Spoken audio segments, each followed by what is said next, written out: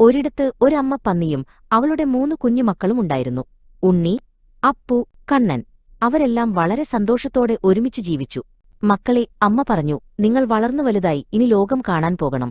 ഓരോരുത്തരും സ്വന്തമായി വീടുണ്ടാക്കണം. 3 പന്നിക്കുട്ടന്മാരും യാത്രയായി. ആദ്യം വീട്ടിലെത്തിയത് ഉണ്ണിയാണ്. അവൻ ഏറ്റവും എളുപ്പമുള്ള വഴി തെരഞ്ഞെടുത്തു. കുറച്ച് വൈക്കോലെടുത്ത് ഒറ്റയടിക്കൊരു വീടുണ്ടാക്കി. രണ്ടാമത് വീട്ടിലെത്തിയത് അപ്പുവാണ്.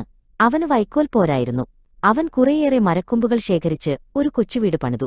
ഉണ്ണിയേക്കാൾ കുറച്ചുകൂടി പ്രയാസപ്പെട്ടു. കണ്ണനാണ് ഏറ്റവും ഇളയവൻ. അവൻ കഠിനാധ്വാനം ചെയ്യാൻ തീരുമാനിച്ചു. അവൻ കല്ലുകളും ഇഷ്ടികകളും ശേഖരിച്ച് ഉറപ്പുള്ള മനോഹരമായ ഒരു വീടുണ്ടാക്കി. ഒരു ദിവസം ഒരു വലിയ പേടിപ്പെടുത്തുന്ന ചെന്നായ കാട്ടിൽ നിന്ന് വന്നു. അവൻ ആദ്യം ഉണ്ണിയുടെ വീടിനടുത്തെത്തി. ഹാ, എന്തൊരെളുപ്പമുള്ള ഇര! അവൻ മനസ്സിൽ പറഞ്ഞു. ചെന്നായ വീടിനെ നോക്കി ശക്തിയായി ഊതി. ഒറ്റയൂത്തിന് ഉണ്ണിയുടെ വൈക്കോൽ വീട് പറന്നുപോയി.